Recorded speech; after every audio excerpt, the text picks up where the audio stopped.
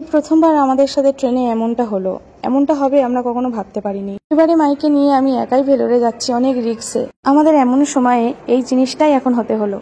নমস্কার বন্ধুরা, তোমরা সবাই কেমন আছো? আশা করছি তোমরা সবাই খুব ভালো আছো, সুস্থ আছো। কিং মাই লাইফস্টাইলের নতুন একটা ব্লগে তোমাদেরকে ওয়েলকাম জানিয়ে আজকের ব্লগটা শুরু করছি। তো বন্ধুরা, এদিকে দেখতেই পাচ্ছ লাগেজ রেডি করা, এদিকে মায়ের জন্য ট্রেনের যা যা খাবে চিপস টিপস এসব কিছু টুকিটাকি জিনিস নিয়ে নেওয়া হয়েছে। আর আমি কিছুক্ষণ আগে বাড়িতে এসেছি, বাড়িতে এসে মাইকে স্নান করিয়ে দিলাম। দেওয়ার পর মাইকে খাইয়ে ঘুম পাড়িয়ে দিয়েছে। আর এদিকে দেখো সব জামা কাপড় বের করে নিয়েছি। তো এবার হচ্ছে জাস্ট লাগেজটা প্যাক করব, তারপরে রাতের খাবার করব। 9টার মধ্যে আবার বেরিয়ে যেতে হবে, কারণ 10:45-এর ট্রেন। সেই জন্য তোমাদের দাদাভাই বলেছিল যে আগের দিন চলে আসার কথা। আগের দিন আসলে একটু সুবিধা হতো, কিন্তু কি আর করা যাবে, মাইও একটু আনন্দ করছিল সবার সাথে। একটু চাপ হয়ে যাবে ঠিকই, তার মধ্যে মাইকে নিয়ে প্রথমবার একা একা যাচ্ছি এতটা দূরের রাস্তা। মাই তো একে বদমাস, তার মধ্যে একা এতটা লং জার্নি, মানে কি করবো আমি নিজেও কিছু বুঝতে পারছি না। তো যাই হোক, আর জামা কাপড় তো এমনি নর্মালি যেমন ডেলি ওয়্যার পরি তেমনই জামা কাপড় নেবো, ঘুরতে তো যাচ্ছি না। তো তার জন্য কোনো যেতে যেতে একটা হ্যাবিট হয়ে গেছে যে কোনটা কি নিতে হবে না নিতে হবে, যেটা ডেলি পারপাসে ইউজ করব সেই জামা কাপড়গুলোই আর কি নেওয়া। তো তার জন্য প্যাক ট্যাক হয়ে গেছে সব কিছু। দেখো সারাদিনে রেস্টও পাইনি। আর এই দেখো আমরা বেরিয়েও গেছি, গাড়ি এসে গেছে। ট্রেনে আমার শ্বশুরমশাই আর আমার ননদ দুজনে ট্রেনে তুলে দিয়ে আসতে যাচ্ছে। তো দিয়ে আসলেও কোনো ব্যাপার না, তারপরে তো আমাকে একা নিয়ে আসতে হবে মাইকে না। লং জার্নি, এতটা ডিস্টেন্স, এই ট্রেনের মধ্যে কি করব আমি নিজেই ভেবে পাচ্ছি না। কারণ মাই এত দুষ্টু, রেখে যে বাইরে হাত ধুতে যাব বা খেয়েছি খাবারটা ডাস্টবিনে ফেলতে যাব, তো সেটা করতে যাওয়াটাও ইম্পসিবল ব্যাপার। কারণ ও এত দুরন্ত, মানে দুরন্ত ট্রেন যেমন যাবে তেমন ও স্পিড দ্রুত গতিতে ও এগাবে। তো এরকম একটা ব্যাপার, সেকেন্ডের মধ্যে কাজ সেরে ফেলে। কি করব সেটাই নিয়ে একটু চাপে ছিলাম। তো যাই হোক, দুদিকটাই তো আমার ম্যানেজ করতে হবে, এদিকে বাপের বাড়ি এদিকে হাজব্যান্ড, সব দিকটাই ম্যানেজ করতে হবে। তো সব দিকে ওইদিকে একটু ঘুরেও আসলাম, দেখে আসলাম। এদিকে এবার যুদ্ধ শুরু। তো চলো, ঠাকুরের নাম নিয়ে বেরিয়ে গেছি।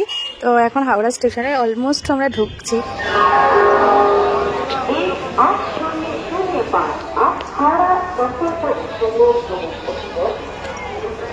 মুখে হাত কন্টিনিউ, মুখ থেকে হাতটা নামা।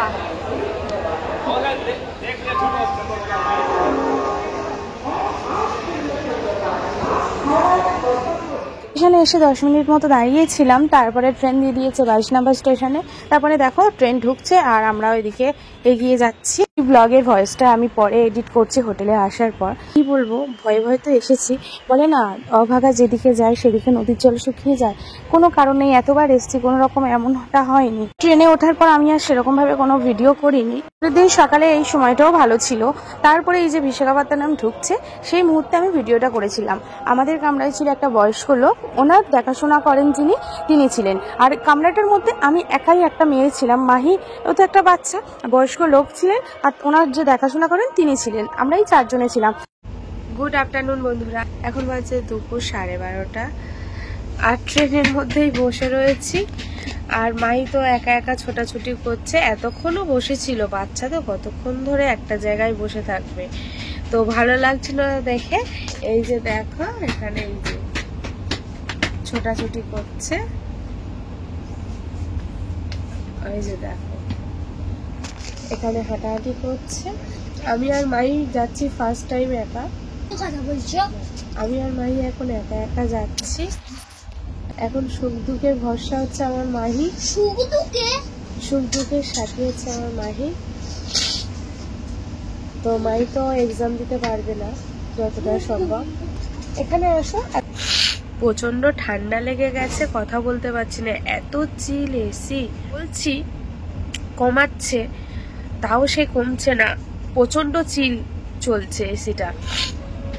পাশের কেবিনে এসি বাড়াতে বলেছে। তো যেহেতু পাশাপাশি, কম বেশির মধ্যে মানে কমালে ওদেরও কম হয়ে যাবে, আর বাড়াতে বললে ওদেরও নাকি বেড়ে যাবে।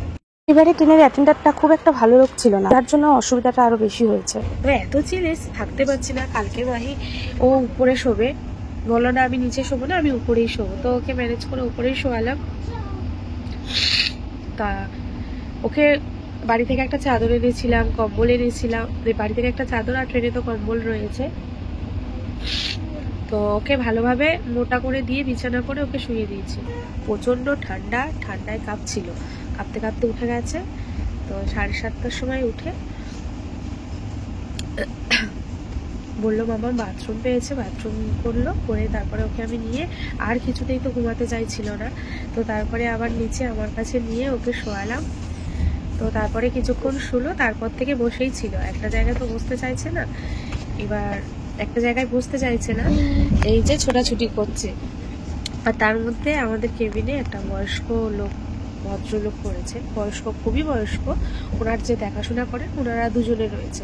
তো আমি অনেক চেষ্টা করেছি এর জন্য বা অন্য জায়গায় শিফট হওয়ার জন্য, কারণ মাই তো প্রচণ্ড দুষ্টু, আমি দুষ্টু। তো ওনার যাতে অসুবিধা না হয়, তো হলো না আর কি, ম্যানেজ করতে পারলাম না। ওনারা বিশাখাপত্তনমে বেরিয়ে যাবে, তো তারপরে আবার হয়তো কেউ আসতে পারে, এখন বলতে পারছি না। এসে চলে যাবে, কারণ এই কেবিনটা আমাদের। তারপরে মেরে যাবো, কালকে ওই নিয়েই একটু ব্যস্ত ছিলাম। দাঁড়াও তোমাদেরকে দেখাচ্ছি। বিশাখাপত্তনমে নেমে যাবে, স্টেশন ঢুকছে। অলরেডি এরা লাগেজটাকে গুছিয়ে সামনের দিকে নিয়ে রেখে দিয়েছিল, তো হঠাৎ করে কোথায় কি হয়ে গেল আমরা কিছুই বুঝতে পারলাম না। ওনারা খুব ভালো লোক, তো যাওয়ার সময় কথা বলে গেল, ওনারাও বুঝতে পারেনি। যাই হোক, আমাদের একটা লাগেজ, মাহির যেখানে স্কুলের বই থেকে শুরু করে মায়ের মেডিসিন, মায়ের জামা কাপড়, A to Z সব ছিল ওই ব্যাগের মধ্যে। মায়ের যে ছোট্ট ট্রলি ছিল ওই ট্রলিটার মধ্যে সব কিছু ছিল। আমাদের ট্রলিটা আমার সিটেই ছিল। এনারা তখনও নামেননি, তো আমি সেই সময় ব্লগটা করছিলাম, কি মনে হলো এমনি ব্লগে ওদের ভিডিও করলাম, যে দেখাতাম যে এই বয়স্ক লোকটার সাথে আমরা একসাথে এসেছি। একে তো দুটো পুরুষ মানুষ, তার মধ্যে আমি একটা মেয়ে, আমি কতটা ভয়ের মধ্যে ছিলাম। ভয় মানে একটা স্বাভাবিক কেমন একটা হয় না, নিজের একটা সেফটি, নিজের একটা ভয় একটা কাজ করছে।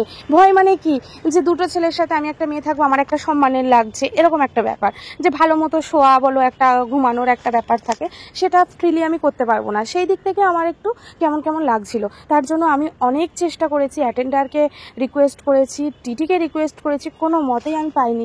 যদি একটা গ্রুপ হতো খুব ভালো হতো, মাইকে নিয়ে আমি একা থাকতে পারতাম, তো সেটা আর হলো না।